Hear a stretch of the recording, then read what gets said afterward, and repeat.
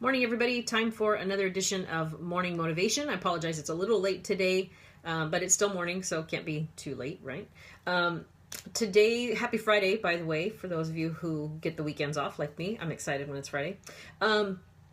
Today's message, I believe, was one I heard from, or a line was that I heard from an audio book. I want to say it was from the Energy Bus, and it's the universe or God, whatever higher power you believe in.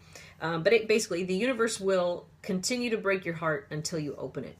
Now, I know that sounds kind of harsh, but it seems to sort of be true. As long as you are closed off to, love and positivity and, even belief in yourself, belief in others, even belief in humanity, as long as you are closed off to all of those kinds of things, you are going to continue to live in a world of disappointment and hurt and anger. And so really, until you open yourself up to others, really, positivity and good things, you're going to continue to be heartbroken, disappointed, let down.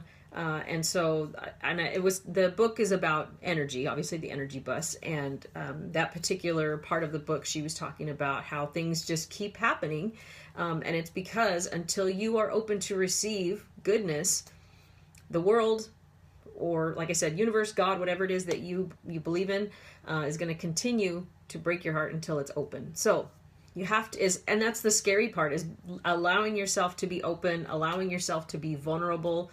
Fear is a very big and real thing for everybody. There is no such thing as being fearless. It's more being willing to push through fear. And so you have to push through fear of protecting yourself, that fear of being hurt, in order to be open to receive it. A lot of times when we have this this prescribed notion in your head about what the perfect mate should be like, what the perfect person, partner, what the perfect job, perfect whatever is supposed to be like.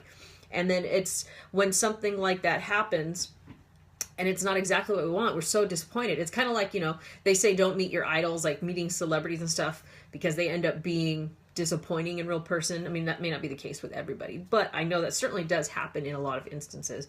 And it's because we build up this big ideal of perfection of what something is supposed to be like.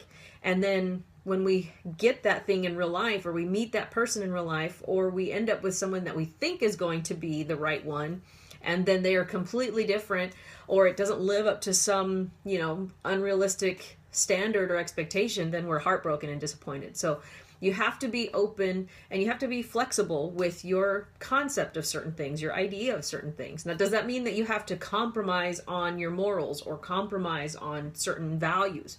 No. You just have to be open that whatever it is that perfect thing that's going to, like maybe it's a perfect match, a perfect mate for you, it's not going to be exactly like this. It's going to take work to kind of make the pieces fit together. I'll be honest. First of all, I never really envisioned myself even getting married when I was much, much younger.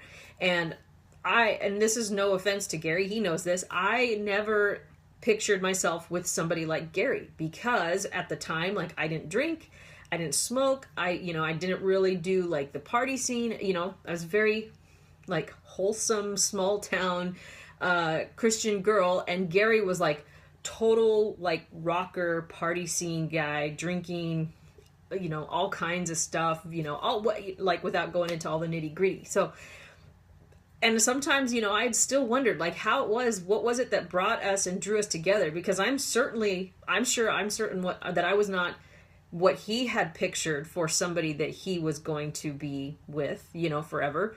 And, but I had to be open to the possibility of what could happen. And here we are almost 15 years later. So that's all I'm telling you. And it's not that once you find it, it's going to be, peaches and cream the rest of your life. But it's going to be easier to work on things than it's something that you're trying to force that just doesn't work. And so that's the case, whether it's love and relationships or jobs or whatever. There really isn't a such thing as perfect. It's what is the best fit for me? How can I make this work and make the most of it? That doesn't mean that you have to leave yourself in a really shitty situation, but just remember to be open and be flexible. And once you are at that place, then the universe, God, your higher power, is going to start to bless you or bring into your life more of the things that fill your heart with fulfillment and love and all that kind of good stuff. So just remember that as scary as it is to be open and even be vulnerable, when you are open, that means you're also open and ready to receive goodness, kindness, positivity, love, all that kind of stuff. So just remember that today, and be open to showing and sharing that love to someone else, that positivity, that goodness, that kindness. So if we're all more kind to one another, our communities would be better, our world would be better. I know it sounds very idealistic, but it really is. Maybe you can't change the world, but you can change your little world around you. So, all right, guys, have a great Friday, a great weekend. Happy birthday to my mom. Today's her birthday. And happy birthday to also our dog Buddy. He's 11 today, so we'll be doing a little doggy birthday this weekend. Good morning, Erica. So need positive people in my life. We all do. The more positivity and more positive people we can surround ourselves with, and the more positivity that we can just emit, that's what we're going to attract. If we dwell in the negative, that's what we're going to get in return. So it takes work. It's not easy, but it is worth it. So, all right, guys, have a great weekend, and I will talk to you guys all again on Monday for more morning motivations. Have an awesome weekend, and I'll talk to you soon.